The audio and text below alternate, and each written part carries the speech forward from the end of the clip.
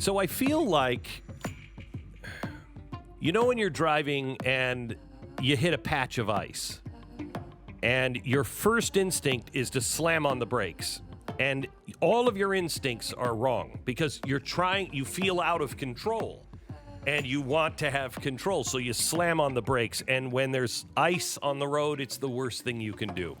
You steer in the opposite direction. All of your instincts are upside down. And people don't like that feeling.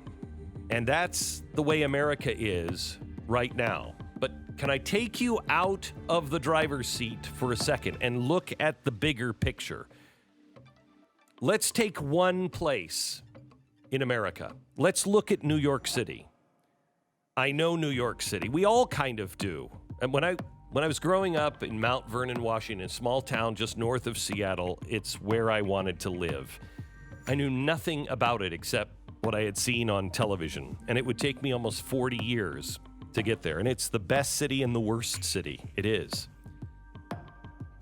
Even though I didn't grow up there, I grew to know it. And I think as much as anyone can know New York City, because it's the kind of place where every block has seen lifetimes of stories. Every block contains a million movies that were never made. Some of them never even noticed, but all of them worth telling.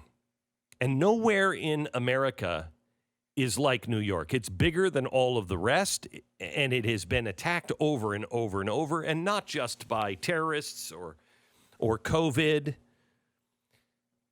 but it heals every time. It survives. It thrives, in fact. Every time you start to count it out, it grows bigger and reaches higher heights. Nowhere on earth is like New York City. It's America in 5 boroughs: Queens, Brooklyn, Staten Island, the Bronx, Manhattan. It's the snow globe of life in America. So much hate and love, intelligence and stupidity. So much history, so much humor, music, food, human complexity, the entire human race almost at every crosswalk.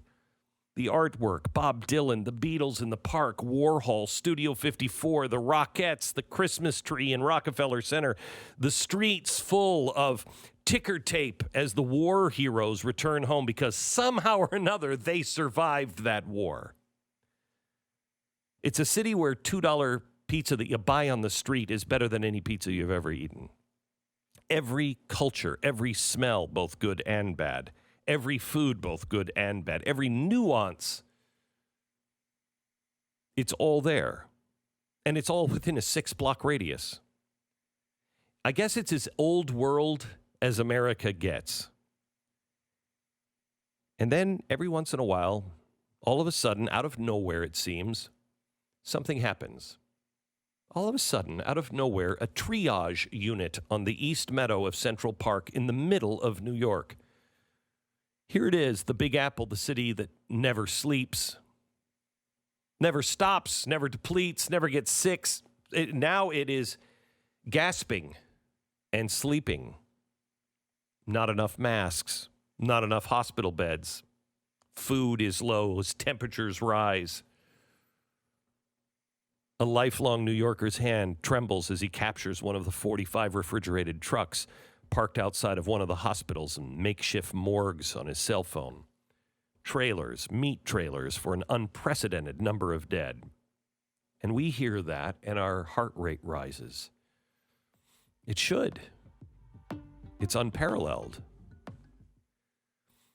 A white painted naval ship painted with a red cross drifting into the harbor, but the red of the logo could represent the 20% of this or that, the 2%, more or less, thousands, hundreds of thousands. We don't know how many will die.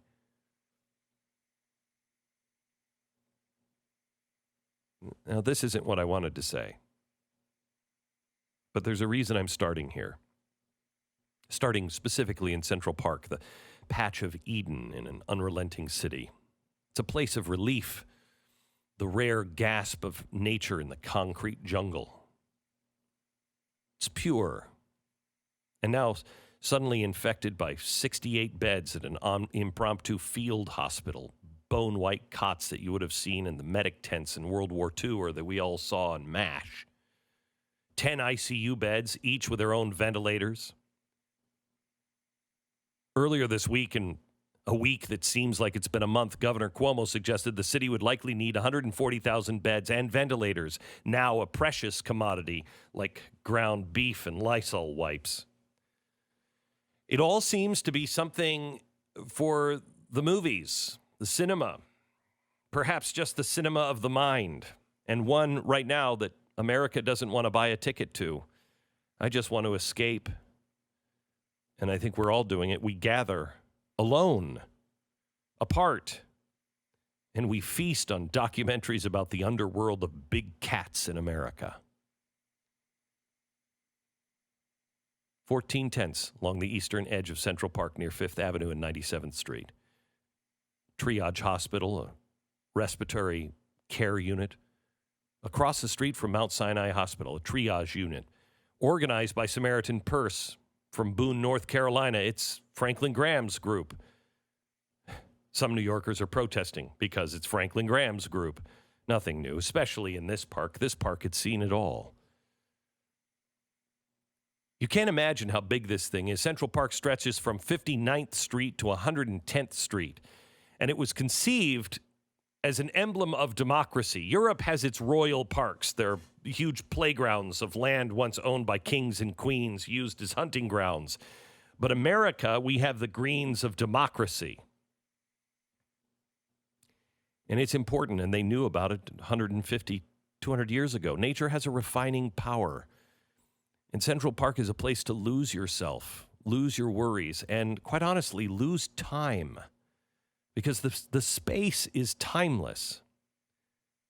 The chalk of midnight air, caught in some infinite gray cloud wall. Flowers on tables, children's voices in the air, lovers on benches.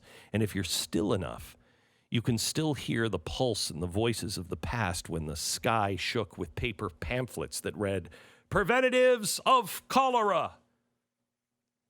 Get the preventatives of cholera. Be temperate in eating and drinking. Take no medicine without advice." Those pamphlets were everywhere in the same park. If you listen closely, you can hear the riots of the 1840s. It was the riot of 1849 that led to the creation of Central Park. New York is full of riots over and over again, in political drama and murder and drugs and rampant prostitution and corruption. Every crime imaginable played out like a soap opera on the national stage. It's New York City, a place you just have to see to believe. If you're quiet enough in the park, you can see the New Yorkers of the past that would drag their mattresses out into the park, where their entire neighborhood would camp out in the heat of the summer when there was no such thing as air conditioning. Right there where a few years later Simon and Garfunkel would play. John Lennon was murdered right over there. This is where the Central Park Five happened. 1989, a jogger was raped and murdered. As is the way in America, the murder trial coincided with racial and class tensions that finally began to boil over. This is the place where people found respite after September 11th, 2001, and you can still hear the sounds, you can still sense the feelings, the confusion and the anger and the betrayal that many felt that day.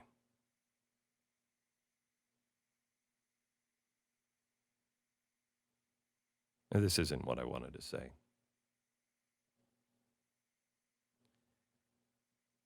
As of yesterday, 3 billion people globally have been told to stay home. It's a game of numbers, and it's a scary one. And if you see the white tents of the triage unit on the East Meadow of Central Park, it's fair to say the numbers are dwindling. The pace of the heat is accelerating, the gasp of uncertainty, the anxiety of tomorrow, the anxiety about the next trip outside. But this is Central Park. This is New York. This is America. Damn it. That's what I want to say to you today. This is what I mean, most of all. that I believe in the captivating power of Americans, in the ever-thriving cadence of the American heart, of the vast and multiform country that includes all of us, every single one of us. I hear the national anthem and I cry, and I mean it. I hear the pledge and I feel a deep ache inside at times. I feel a deep love for America, every single corner of it. It's broad, it's rich, it thrives. It means something, truly, deeply, powerful. America. That's what I mean. I read a poem the other day. Last lines clung to me.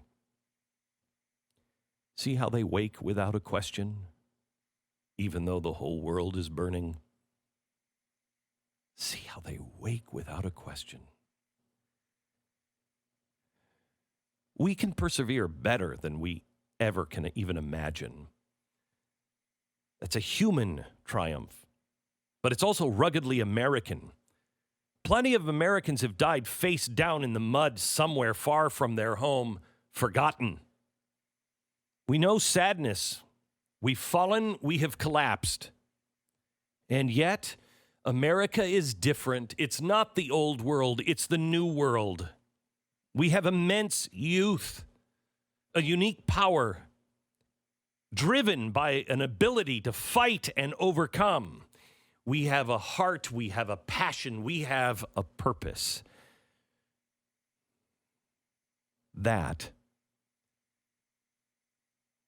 is what I mean. Ever. Always.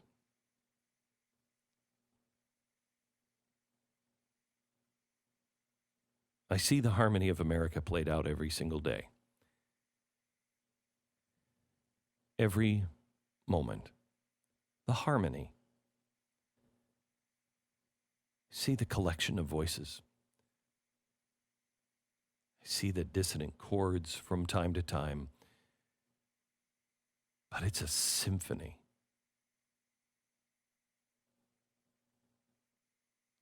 We know what's happening in New York is coming. It's coming for all of our towns. But today we're watching our tougher older brother, New York City, a city that is full of grit and determination. It's under attack again. And we've seen our older brother gasp like this.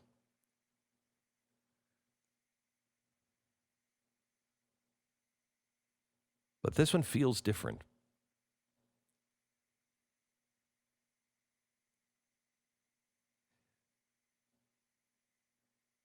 Maybe it's because we've never seen it quite like this. But those who came before us have. And there in Central Park, the trees and the stones and the fields of Central Park have seen this come and go. And they have seen much worse come and go.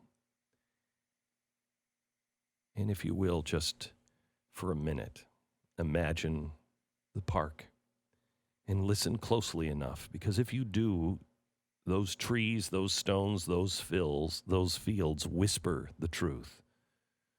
That New York, America, you will not just survive,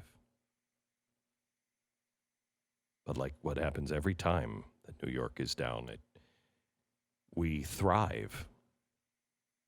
We as a people, we as a country, New York as a city, goes on to reach even higher heights, to once again be the top of the heap, king of the hill, and a number one.